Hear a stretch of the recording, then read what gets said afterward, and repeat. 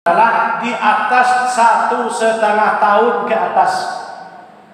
Nah, nggak mungkin lah adiknya baru lahir malam tadi, kakaknya udah kita potong, kan nggak mungkin lah, kasihan lah kan. Ya, baru jumpa adik dengan kakaknya udah kita potong.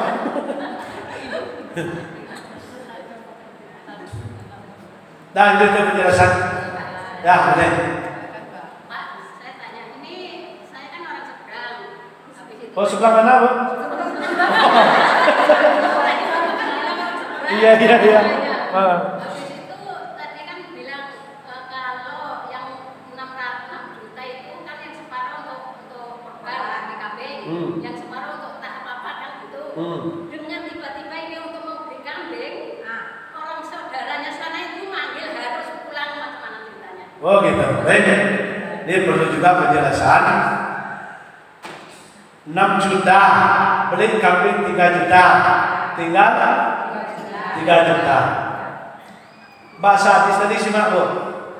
Man wajada sa'atun, barang siapa yang diberikan nikmat oleh Allah sampai saat itu. Mana saatnya, Bu? Saatnya minimal 1 hari sebelum menyembelih korban. Tapi sebelum 1 hari menyembelih korban, ada keluarga yang kepepet yang butuh membantu, itu wajib daripada itu dulu. Tapi kalau besok pagi orang mau nyembelih, ada 1 hari lagi kita untuk waktu untuk cari kambing contohnya, uangnya ada, nggak ada kebutuhan lain, baru diberikan. Tapi kalau seperti yang maksud Ibu tadi, berarti kan ada keluarga yang butuh. Persiapan kita kan tadi kan untuk korban, tahu-tahu ada yang butuh membantu, itu nafasallahu an mu'minin min kurbatan min kurabatid dunya. Nah, barang siapa yang mempermudah jalan langkah ekonomi, mempermudah kesulitan saudaranya di atas dunia ini, maka Allah nanti mempermudah jalannya menuju surga. Apalagi keluarga diwajib dulu. Bukan uangnya yang lari ke sana, sama orangnya lari ke sana, isunya pulang. Orangnya. Oh gitu. Berarti untuk silaturahmi ya. Berarti kan itu namanya ada kebutuhan. Silaturahim itu wajib, Allah memerintahkan dengan Nabi Muhammad. Silaturahim, sambung silaturahim, jangan terputus. Yang kita maksud tadi, Bu, yang dimaksud saya sampaikan tadi saatun. Di saat itu sampai saat itu uang diam namanya. Uang nggak ada dipakai untuk yang lain, nggak ada untuk kebutuhan lain.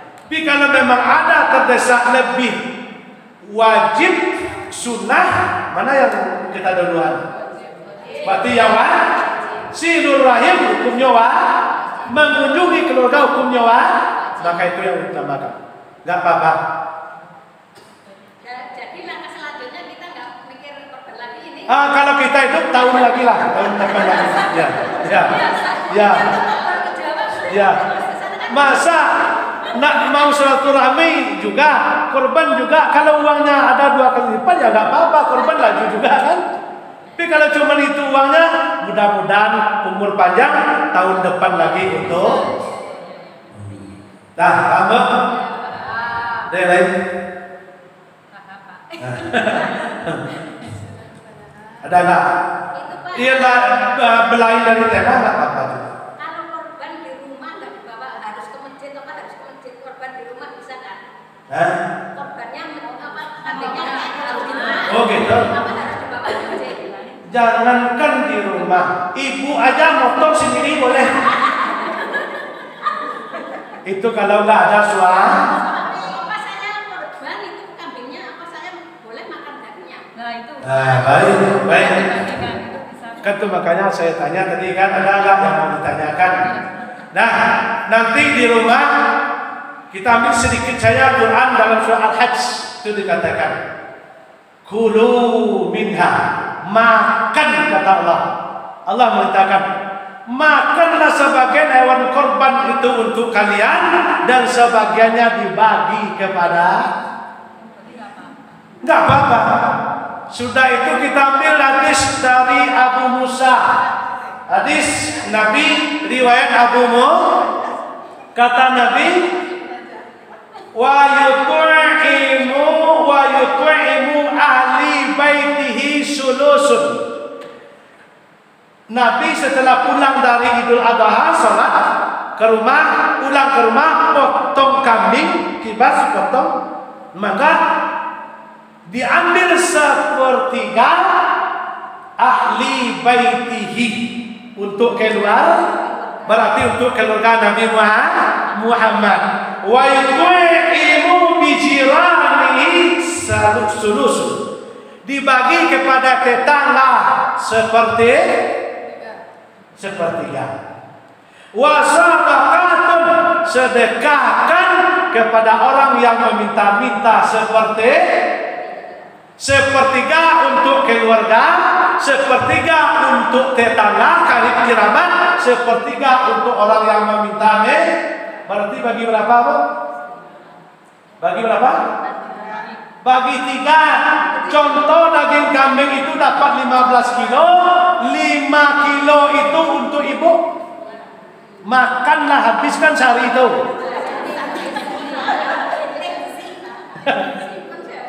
Ya, ini apa maksudnya, Bu? Yang sepertiga untuk kita, itu kan ketentuan baginya Nabi. Kalau terlalu banyak, nggak ada salah juga dibagi sama orang lain, nggak apa-apa. Tetapi adalah yang banyak salah paham, orang berkorban katanya nggak boleh makan daging korban, berarti melanggar perintah Allah. Mengatakan dalam Quran tadi, makanlah, tapi jangan dihabiskan semuanya, dibagi. Orang akikah boleh makan dagingnya, orang kurban boleh makan dagingnya, terkecuali akikahnya kecuali kurbannya kurban nazar, ini nggak boleh. Ada kan kurban ini kurban nazar, itu nggak boleh kita makan, kita sedekahkan semuanya, kita bagi semuanya. Tapi kalau yang korban kita sendiri sepertiga, makan nggak apa-apa, bikin rendang nggak apa-apa. Paham? Nah, itu tentang masalah pembagian daging. Boleh. Kan kita kan kebanyakan kalau diundang kan langsung ibaratnya untuk menjamu, ibaratnya diundang orang turun mandi langsung apa boleh. Ya. Baik. Akikah, kalau menurut Nabi, akikah ini yang terbaik, yang paling terbaik 3 hari. Setelah itu 7 hari. Setelah itu 14 hari. Setelah itu 21 hari. Itu yang terbaik. Enggak juga mampu, tambah lagi 36 hari, enggak juga mampu. Lanjut. Nah, di bagaimana hukum akikah yang langsung dipanggil orang banyak, sedangkan hukum daging akikah ini, Bu, ya hukumnya dibagikan masak, bukan mentah kan? Itu bedanya kan? Kalau yang kalau diminta, kalau diundang orang otomatis kan orang membawa sesuatu. betul. Kan membagikan secara langsung. Betul, ya. Memang saya pernah juga mendapat pertanyaan semacam itu. Kan kalau ada di sini kita, kalau kita ada hajatan sekali itu kan orang bawa beban, kan itu. Padahal ini tujuannya adalah sedekah. Nah, ini awalnya adalah namanya innamal a'malu binniyat, karena namanya acara. Apa namanya itu, acara turun mandi kalau di kami Minang ini, walaupun motong ayam, walaupun motong kambing, itu kan sudah biasa namanya memanggil orang sekampung gitu lah. Nah, ini sedangkan hukum daging akikah itu harus dibagikan setelah masak, disedekahkan maksudnya kan itu.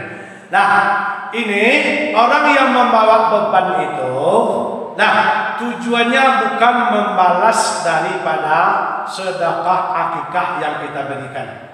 Ini adalah kalau bahasanya adalah bahasa apa namanya? Kalau bahasa kami Minang itu pemakaian atau adat istiadat. Kan? Oh lain Minang. Berarti adat istiadat. Nah, itu tidak ada salahnya. Yang penting niat kita tadi kan waktu kita apa namanya waktu kita mau akikah anak, tujuan kita walaupun nggak pakai kambing, walaupun pakai ayam, yang tujuan adalah untuk doa turun mandi. Nah, turun mandi. Tetapi ini ada tapinya.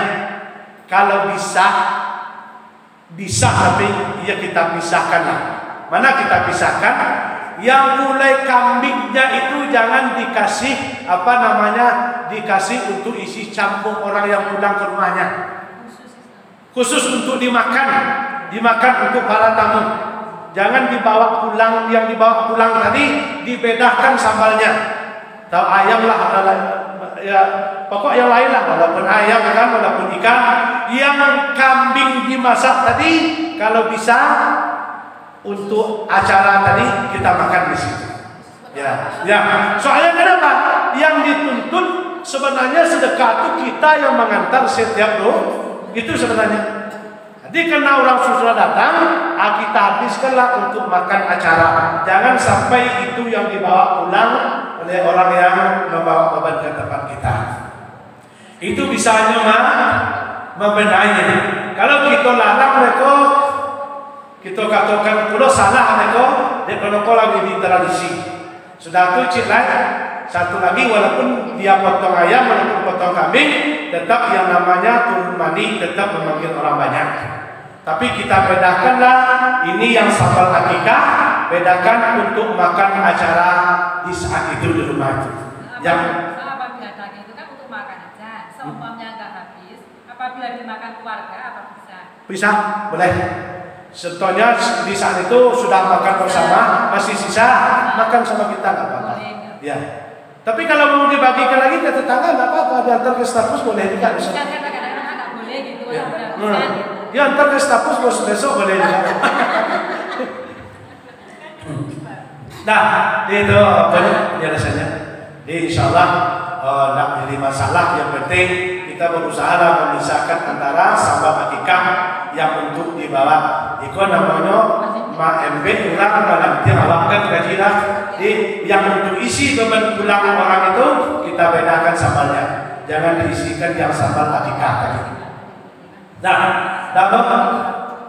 Satu lagi. Masih penasaran masalah mimpi tadi lah.